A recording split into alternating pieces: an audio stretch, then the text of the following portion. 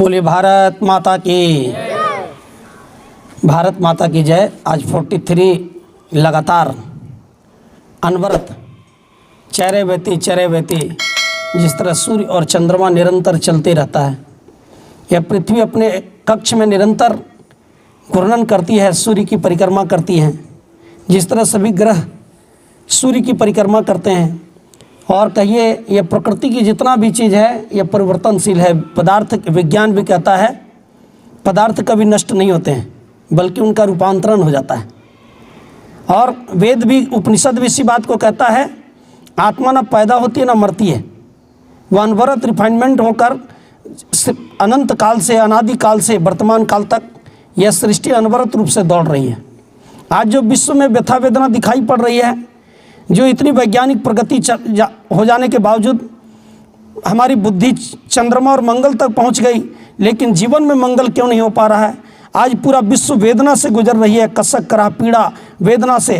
कभी कोरोना को ओमिक्रॉन कहते हैं तीसरा स्टेज आने वाला है। आज बुद्धिमानों की बुद्धि कहाँ चली गई है, इसे हम कैसे निपटेंगे। आज चारों तरफ जो प्रकृति में कहर दिखाई पड़ रहा है, चारों तरफ प्रकृति में जो हवा में जहर घुला दिखाई पड़ रहा है, ये प्रकृति को हम नष्ट करने पर तुले थे। कभी कालिदास के बारे में सुनते थे कि जिस डाल पे बैठा था उसी को काट रहा था, लेकिन आज ये वर्तमान समय में चारों तरफ दिखाई पड़ रहा है मित्रों। और इस विसंगति को बचने और बचाना किनको है, तो कहते हैं जब जब दुनिया में संकट आता है, बचने और बचाने में युवा की भूमिका सबसे महत्वपूर्ण रही है। चाहे वो त्रेता युग में हनुमान के रूप में युवा चेतना आई हो, या कहिए समर्थ गुरु रामदास के सिवा बनकर आया हो, या आज़ादी के आंदोलन भगत सिंह, सुभाष चंद्र बोस, खुद्दीराम बोस, ये कहिए झांसी की रानी मंगल पांडे से लेकर मोहम्मद इकबाल से लेकर जितने भी लोग आए, अशफाक उल्लाह खां से लेकर, ये सारे के सारे लोग युवा थे। उन्हें जन समस्या को पहचाना और तदनुरूप अपना युग धर्म का निर्वहन किया। आज हम सभी युवाओं के सामने जो राष्ट्र की चुनौती है, तो सारे लोग कहते हैं हम राष्ट्र की रक्षा करेंगे, हम देश की रक्षा करेंगे, लेकिन इस मेक इन इंडिया में जिन युवा पर भरोसा है, डिजिटल इंडिया में, वह युवा की हालत आज अंदर से बहुत खस्ता हालत हो गया है। इसलिए जब हमारा देश आज़ाद हुआ तो इस तिरंगे में पहला रंग को सबसे ऊपर इसलिए रखा गया था, केसरिया को। तिरंगे में केसरिया मतलब साहस, केसरिया मतलब आत्मबल, केसरिया मतलब संघर्ष, केसरिया मतलब संघर्ष, केसरिया का मतलब एक जज्बा अंदर से होनी चाहिए, एक फौलादी ताकत हमारे अंदर होनी चाहिए, कुछ कर गुजरने की उमंग हमारे अंदर होनी चाहिए। आज युवाओं के अंदर ये बात बैठा दिया गया है क्या, कि कोई तांत्रिक के पास जाओ, एक अंगूठी पहना देगा, आपका चंद्र और मंगल ठीक हो जाएगा, आपका शनि और राहु ठीक हो जाएगा। कोई तांत्रिक के पास जाओ, भभूति लगा देंगे। किसी के पास चले जाओ, वो कहते हैं, बहुत सारे पीर बाबा का अखबार में आता है, ट्रेन में जाएंगे तो वहाँ पोस्टर चिपका रहता है कि आप प्रेम विवाह में असफल हो रहे हैं तो हमसे मिलिए। हमारे युवा लोग इम्प्रेस हो जाते हैं कि चलो नौकरी में असफल हो जाते हैं, प्रेम विवाह में असफल हो जाते हैं। अभी बहुत सारे युवा लोगों के पास हम लोग लगाते हैं फ़ोन। आज कितना लोग जो फ़ोन यहाँ से गया था, कितना लोग उठाए थे, रिसीव किए थे? थोड़ा इसमें कुछ लोग हैं क्या? हाँ। और बहुत सारे लोग बोले कि सर घर में पूजा हो रहा है सुरजाई का, इसलिए हम लोग गाँव चले आए हैं। लगभग 20 से अधिक लड़का ने ही अप्लाई किया।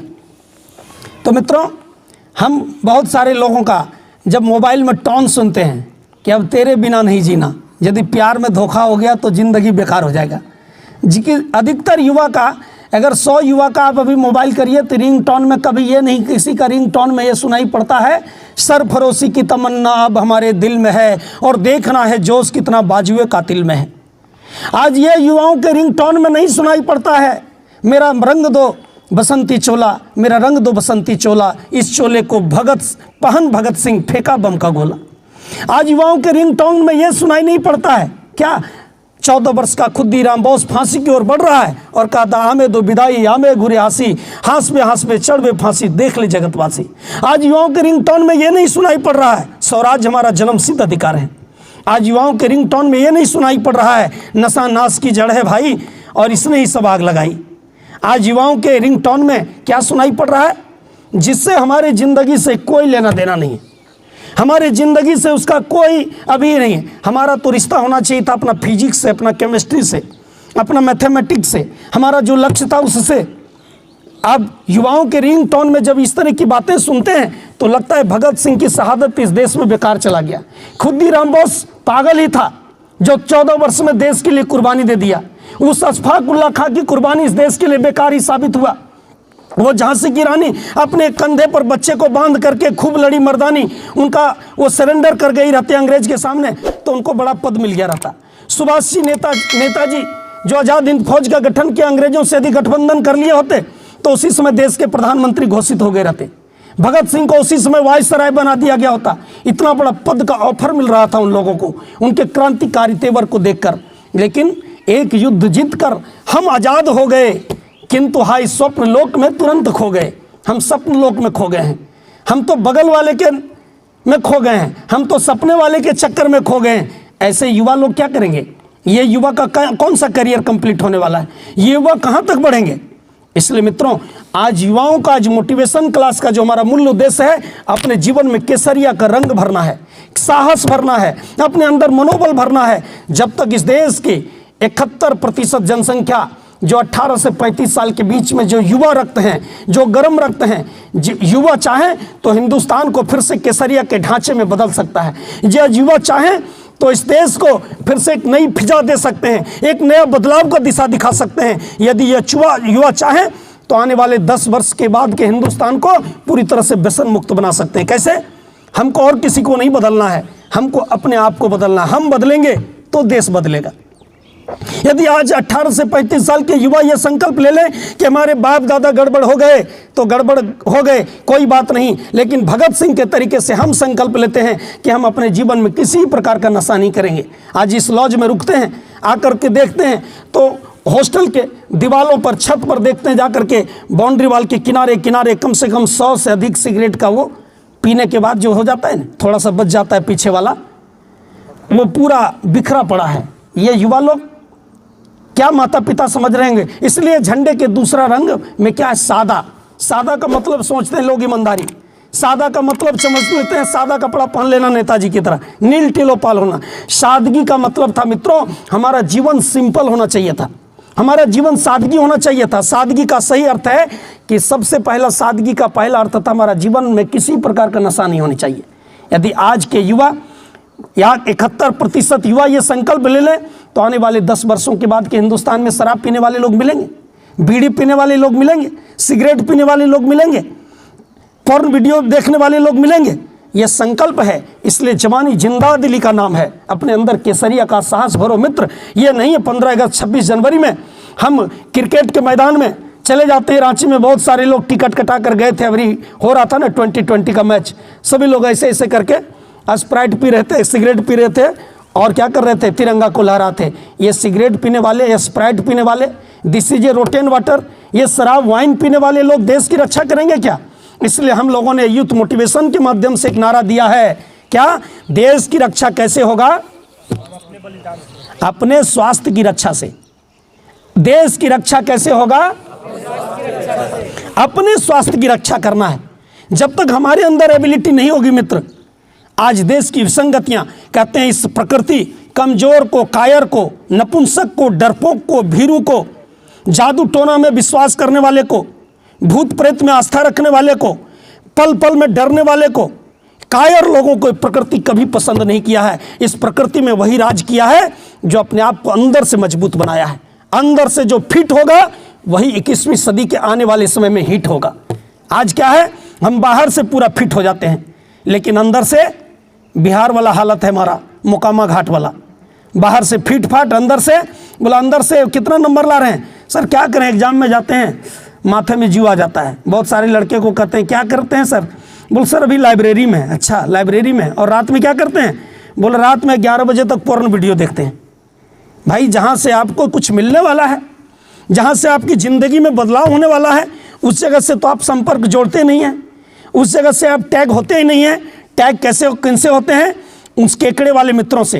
केकड़े वाले बहुत सारे मित्र लॉज में हैं। केकड़ा किसको कहते हैं? केकड़ा और मछली में अंतर होता है। हमारे झारखंड में जो वनवासी लोग होते हैं वो धान कटने के बाद वो छोटे छोटे गड्ढे में केकड़ा पकड़ते हैं और केकड़ा का पकौड़ी बनाकर खाते हैं। केकड़ा में जानते हैं उसको खोटा में लोग कहते हैं कोकहर। उसमें कितना पैर होता है? बहुत सारे पैर होते हैं। अष्टावक्र है वो, 8 पैर वाला है। और जब केकड़ा को, मछली को जब मछुआरा मारता है तो टोकरी के ऊपर कपड़ा ढकता है, क्यों? कि मछली छटक कर फिर पानी में नहीं चला जाए। लेकिन केकड़ा को पकड़ता है तो टोकरी के ऊपर कपड़ा नहीं ढकता है, क्यों? क्योंकि एक केकड़ा यदि ऊपर चढ़ना चाहता है तो दूसरा केकड़ा उसमें अपना पैर लगा देता है। अरे यार कहाँ जा रहे हो? मैं तो डूबा सनम तुम भी डूबो, मैं तो सिगरेट पी रहा हूँ तुम भी पियो, मैं 12 बजे तक पोर्न वीडियो देखता है तुम भी देखो, हमारा भी रात में ही चुभ जाता है तुम भी चुबाओ, सुबह लेड़स हो गए, जी एनर्जी नहीं है, शरीर में कोई ताकत नहीं है, कौन आएगा? एक आदमी भी मजबूत हमारा कॉलर पकड़ लेगा, भैया हमको छोड़ दीजिए। अरे भाई, अनीति का विरोध करने के लिए आपके अंदर तो भगत सिंह का साहस होना चाहिए था। इसलिए मित्रों, इस तिरंगा को फहराने का जो नौबत था, इसलिए लोकमान्य तिलक ने कहा था उस समय आज़ादी के आंदोलन में, भारत को जगाने वाला 2 मंत्र है, एक वंदे मातरम जिससे राजनीतिक आज़ादी सिर्फ मिलेगी, लेकिन असली आज़ादी जो है आज युवाओं को तब मिलेगी जब हिंदुस्तान का हर आदमी सूर्य की उपासना करेंगे, सूर्य का मेडिटेशन करेंगे और गायत्री मंत्र का जप करेंगे। इसलिए तिरंगे के बीच में मित्रों गायत्री माता को स्थापित किया गया है। वो कहते हैं वो तो अशोक चक्र है, वह सूर्य चक्र है, उसमें जो 24 तिलियाँ थी वह 24 तिल्ली सूर्य का प्रतिनिधित्व करता था। भगवान सूर्य एक ऐसे रूहानी ताकत के प्रतीक हैं। कुरान के अनुसार, वेद के अनुसार, बाइबिल के अनुसार डिवाइन लाइट कहिए उनको, वेदों का में सविता कहा गया, कुरान में डिवाइन ये कई नूर इलाही कहा गया, रोशनी का खजाना, और जिसको बाइबिल में कहा गया डिवाइन लाइट, दिव्य प्रकाश। यहाँ अब शाम होने वाला है, अमेरिका इंग्लैंड में सूर्योदय होने वाला है, दक्षिणी गोलार्ध साउथ में क्या होने वाला है? सूर्योदय होने वाला है। मित्रों, पूरे पृथ्वी में कोई ऐसा जगह बता दीजिए जहाँ सूर्य की रोशनी जाती हो। और इसलिए बाइबिल कहा डार्कनेस इज डेथ, जहाँ सूर्य का प्रकाश नहीं जाता है एक तिनका भी जीवन नहीं पाता है। आप देखेंगे प्रकृति के जितने फूल हैं वो रात में ऐसे सिकुड़े हुए रहते हैं, लेकिन जैसे सूर्य की किरणों का आभास होता है केवल लालिमा हो जाता है, पूरा सूर्योदय भी नहीं हो पाता है, उसके पहले ही उसका प्रकाश पा करके फूल खिलना शुरू हो जाता है और सूर्योदय होते पूरी तरह से खिल जाता है। इसलिए तिरंगे के बीच में केवल रंग नहीं भरना होगा, अपने अंदर आध्यात्मिक ताकत लाना होगा। आध्यात्मिक ताकत किसका नाम है? वो अध्यात्म बल। जब कन्याकुमारी विवेकानंद पहुंचते हैं, विदेश यात्रा से थक जाते हैं, परिवर्जिया से पूरे देश की यात्रा के बाद उनको लगता है कि हमको विश्राम करना चाहिए, और वह कन्याकुमारी समुद्र के तट पर जाते हैं, जो पत्थर है समुद्र के बीच में है, किलोमीटर के हिसाब से दूरी उसकी है। वहाँ जो सैलानी पर्यटक होते हैं, साधु रुको, ए साधु रुको, ए साधु रुको, और साधु छलांग लगा देता है उस समुद्र की उफनती धारा में, और जाकर कन्याकुमारी के पत्थर जो किलोमीटर दूर है बीच में, उसमें जाकर कहते हैं लगभग 40 दिन तक उन्होंने विश्राम किया, अपनी सारी थकावट को वहाँ दूर किया। ऐसे योद्धा सन्यासी, जोधा सन्यासी, सन्यासी का मतलब वो नहीं मन न रंगाए रंगाए जोगी कपड़ा और दढ़िया बनाए जोगी बढ़ गया बकरा। सन्यासी का मतलब आज का सच्चा सन्यासी कौन है? जो अपने जीवन में किसी प्रकार का नशा नहीं करता है। आज इंटर आते हैं, घर से चले थे हरिभजन को ओटन लगे कपास, चले थे फिजिक्स केमिस्ट्री पढ़ेंगे, अच्छा नंबर लाएंगे, लेकिन यहाँ आकर के युवा लोग, आप लोग बढ़िया हैं, सिगरेट फूंक रहे हैं और क्या कर रहे हैं? ये किसी से हालत छुपी हुई नहीं मित्रों। ऐसे अगर हम पढ़ने के लिए आए हैं, आगे बढ़ने के लिए आए हैं, तो रूटीन तय करना होगा, और जीवन काटने के लिए आए हैं। कोई टाइम काटता है कि टाइम काट रहे हैं, देखा जाएगा, 1 साल बीतने एग्जाम आएगा तब देखा जाएगा, अभी चलने दो जो वीडियो चल रहा है। बोल हमारे जो बड़े भैया हैं ना, सीनियर, वो नहीं बोलते हैं। सीनियर भैया यदि नहीं बोलते हैं तो सीनियर भैया सिगरेट पीने के लिए क्यों नहीं मना करते हैं? सीनियर भैया पोर्न वीडियो देखने के लिए मना क्यों नहीं करते हैं? सीनियर भैया आपके गलत कामों से क्यों नहीं बचाते हैं? इसलिए केसरिया अर्थात साहस, अर्थात मनोबल, अर्थात दुर्गुत संकल्प, दुनिया में तरक्की उसी को मिली है, सफलता उसी को मिला है जो कहते हैं संग्राम जिंदगी है और लड़ना तुझे पड़ेगा, जो लड़ नहीं सकेगा आगे नहीं बढ़ेगा। कोई भी कायरों का इतिहास क्यों पढ़ेगा? जो आग पर चढ़ेगा कुंदन वही बनेगा। कहते हैं इतिहास कुछ नहीं है संघर्ष की कहानी, राणा शिवा भगत सिंह झांसी की वीर रानी, सभी लोगों ने संघर्ष किया। इसलिए केसरिया हमारे अंदर साहस भरेगा, सादा व्यसन मुक्त जीवन की ओर बढ़ेंगे जब हम सूर्य का ध्यान करेंगे। और तीसरा रंग हरा, सुख समृद्धि का प्रतीक था, हरियाली इस देश की कहते हैं प्रगति का प्रतीक सूचक है। हरा रंग सुख समृद्धि का प्रतीक है, विकास का प्रतीक है। कहते हैं हमारा मन हरा होगा यदि हमारा जीवन डिप्रेशन से मुक्त होगा, तनाव से मुक्त होगा। अगर दिमाग में वही चलते रहेगा, पैर में कांटा गड़ गया तो चल नहीं पाएंगे, आंख में तिनका लग गया तो देख नहीं पाएंगे, इसको तो आप इलाज कर दीजिएगा, लेकिन माइंड के कांटा को, माइंड के डिप्रेशन को कौन दूर करेगा? आज शारीरिक रोगों का इलाज ऑपरेशन करने वाले बहुत सर्जन हैं, फिजिशियन हैं, लेकिन माइंड के वायरस को दूर करने के लिए साइको प्रॉब्लम हो गया है।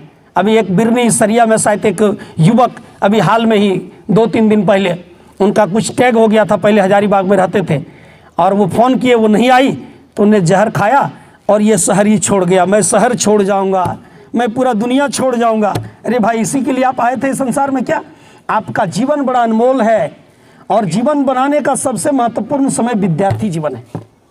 विद्यार्थी जीवन में खुद ही को कर इतना बुलंद बंदे, अपने को सुख समृद्धि की ओर ले जाइए। 5 साल के बाद का लाइफ आप कैसे बिताना चाहते हैं? इसलिए अभी मध्य प्रदेश के सीएम आए थे हमारे देव संस्कृत विश्वविद्यालय में। हमारे आश्रम का 50वीं वर्षगांठ मनाया जा रहा है, स्वर्ण जयंती। अभी राष्ट्रपति जी भी आए थे 29 नवंबर को, फिर मुख्यमंत्री जी आए, बहुत सारे एक से एक हस्ती लोग आ रहे हैं वहाँ पे स्वर्ण जयंती के व्याख्यान माला में देव संस्कृत विश्वविद्यालय। तो शिवराज सिंह चौहान कहते हैं कि जब मैं बच्चा था, किसान परिवार का बालक था, मैं भोपाल आया गांव से पढ़ने के लिए कॉलेज में, तो मैंने टिकट कटाया और हमारा परसों पेपर था। बहुत मुश्किल से लंबी लाइन लगी हुई थी, मैंने किसी तरह 2-4 डंडा खाते हुए टिकट लिया। टिकट लेने में 1-1.5 घंटा का समय लगा। टिकट के बाद अगर हॉल में घुसना है पिक्चर देखने के लिए, वहाँ भी लंबी लाइन लगी हुई। तो हर आदमी के अंदर 2 शिवराज होता है। शिवराज चौहान अपनी आत्मकथा में बता रहे थे माननीय मुख्यमंत्री जी, 2 शिवराज अंदर, एक बाहर का शिवराज, चलो यार देखा जाएगा, जिंदगी तो मौज मस्ती का नाम है, लेकिन अंदर का शिवराज बोला क्या, माता पिता तमन्ना से इसीलिए भेजे थे भोपाल, यही करोगे, 2.5 घंटा पिक्चर में लगेगा, फिर 2.5 घंटा लौटने के बाद उसकी चर्चा होगी और कल ही पेपर है, एग्जाम में क्या लिखोगे? गेट तक घुसने के पहले अंदर का शिवराज चिल्लाया कि गलत रास्ते में जा रहे हो। मैंने टिकट फाड़ा और अपने कमरे में वापस चला आया बिना पिक्चर देखे। और वो बालक क्या बना आज? लगातार 4 बार से मध्य प्रदेश के वो सीएम बने हुए हैं। पार्टी की बात नहीं कर रहे हैं, उनका जो व्यक्तित्व है, उनका जो पर्सनालिटी है मित्रों, इसलिए अपनी पर्सनालिटी को यदि आप व्यक्तित्व को कहना चाहते हैं तो कैलाश खेर बॉलीवुड का जो पिक्चर में गीत गाया है, उन्हें मोटिवेशन में ही कहा, कोई आदमी शरीर से भले काला हो, लंबाई से भले नाटा हो, पैसे से भले गरीब हो, लेकिन यदि उनके अंदर में केसरिया भर जाए, साहस भर जाए, मनोबल भर जाए नेपोलियन बोनापार्ट की तरीके से कि हम भी कुछ कर सकते हैं, छू सकते हैं नभ के तारे, तो इतिहास में हजारों उदाहरण है जिन्हें सफलता के परचम को पाया है। लेकिन मित्रों, इसके लिए अपनी रूटीन तय करना होगा और नियमित रूप से ये माइंड सेट कैसे आएगा इस पॉइंट पर? इस माइंड सेट जो अपसेट हो गया है, fridge set, cooler set, mobile set, लेकिन हर आदमी का तो माइंड ही अपसेट है। माइंड में तो वही चल रहा है, तेरे बगैर हम शहर छोड़ जाऊंगा, अब जीना भी क्या जीना। कहते हैं भाई, ये माइंड के कांटा को, इस वायरस को निकालिए और अपना रूटीन तय करिए। एवरीडे आप 20 मिनट का मेडिटेशन करिए, सूर्य का ध्यान करिए, गायत्री मंत्र का जप करिए। गायत्री महामंत्र, अभी नासा के वैज्ञानिकों ने इस पर रिसर्च किया, ये किसी जाति, मजहब, पंथ का नहीं है, किसी धनवान और गरीब का नहीं, बल्कि मानव मात्र दुनिया का एक ऐसा आध्यात्मिक मोबाइल नंबर है, दुनिया के किसी कोने में बैठा हुआ व्यक्ति जो उसको सूर्य की एनर्जी चाहिए, आध्यात्मिक एनर्जी, जैसे सोलर प्लेट सूर्य की गर्मी को खींचकर बैटरी को चार्ज कर देता है, जैसे पेड़ पौधे की पत्तियां प्रकाश संश्लेषण के माध्यम से एक दाने को 1000 दाना में बदल देती हैं, उसी तरीके से सूर्य का ध्यान और गायत्री मंत्र का जप, जैसे जलेबी को गर्म करने के बाद रस में डुबाते हैं तो वह लबालब वो रस से भर जाता है, उसी तरीके से आपके जीवन में ब्राह्मी रस आने लगेगा। और जो अभी आपको गलत चीज़ों में मन लगता है, दुर्योधन से प्रश्न पूछा गया था अंतिम समय में महाभारत समाप्त होने के बाद, क्या आप ये नहीं जानते थे कि भगवान कृष्ण के खिलाफ टक्कर लेने से हमारी दुर्गति होगी? तो दुर्योधन बड़ा अच्छा जवाब दिया कि हमको ये पता था कि धर्म के खिलाफ खड़ा होने से आज तक कोई आदमी सफल नहीं हुआ है। धर्म का मतलब जो सही चीज़ को गलत बनाना चाहेंगे तो नहीं होगा, दिन को कोई रात बनाए तो होगा क्या? अमृत को कोई जहर कहे तो इसमें कोई सफलता प्राप्त करेगा क्या? लेकिन फिर ऐसा क्यों किया आपने? तो उन्होंने कहा, मैं इसलिए ऐसा किया, मैं जानता था कि गलत करने से उसका जो रिजल्ट वो गलत ही होता है, लॉस ही होता है, लेकिन हमारी प्रवृत्ति नहीं थी कि अच्छा काम करें। अच्छा काम करने में हमको मन ही नहीं लगता है। तो जो मेडिटेशन है, जो अभी आपको पढ़ाई में मन नहीं लग रहा है, पोर्न वीडियो देखने की इच्छा करता है, गलत दोस्तों के साथ घूमने की इच्छा करता है, मित्रों आप 20 मिनट का ध्यान इस औषधि को, इस मेडिसिन को अपने जीवन में धारण कर लीजिए। एवरी डे सुबह सुबह 20 मिनट का सूर्य का ध्यान करिए। लिंक ग्रुप में भेज देंगे हम लोग, उस लिंक के माध्यम से आप मोबाइल में डाउनलोड करके उसको रख लीजिएगा। ध्यान के समय आप फ्लाइट मोड में मोबाइल रखिएगा, कोई फ़ोन रिसीव नहीं हो। 20 मिनट के लिए कंप्लीट आप प्रकृति के गोद में चले जाइए और आप देखिए एवरी डे 20 मिनट सूर्य का ध्यान, गायत्री मंत्र के जप को प्रारंभ कर दीजिए। आपकी ज़िंदगी में बाहर आ जाएगा, आपके जीवन में कमाल आ जाएगा, आपकी पर्सनालिटी डेवलप हो जाएगी। भले आप धन से गरीब हैं, भले लंबाई से आप नाटा हैं, भले चेहरा से आप काला हैं, लेकिन आपका इंटरनल पावर इतना मजबूत होगा, नेपोलियन बोनापार्ट की तरह, दशरथ मांझी की तरह, बिरसा मुंडा की तरीके से, डॉक्टर APJ अब्दुल कलाम जो अखबार बेचते थे, जो उनके पिताजी नाव बनाकर बेचते थे, ऐसे दीनहीन परिवार से भी आप अपने जीवन में चमत्कार पैदा कर सकते हैं। लेकिन इसके लिए वैज्ञानिक अध्यात्मवाद, जिसके रोल मॉडल स्वामी विवेकानंद हैं, जिनके role model doctor APJ Abdul Kalam हैं, जिनके रोल मॉडल प्रतिपादक इस जमाने में युग ऋषि वेद मूर्ति तपोनिष्ठ पंडित श्री राम शर्माचार्य जी हैं, उनने कहा उसी धर्म का है सम्मान जिसका सहयोगी विज्ञान। जिस दिन होगी मिलन विश्व में धर्म और विज्ञान का, सही रूप उभरेगा उस दिन मानव के उत्थान का। इसलिए हम स्पिरिचुअल साइंस के जो साइंटिफिक फॉर्मूला है, जो सूत्र हैं, जो आपके जीवन को, आपके व्यक्तित्व को ऊंचा उठाएगा, इन्हीं बातों पर हम लोग हर संडे को यहाँ मोटिवेशन क्लास में चर्चा करते हैं।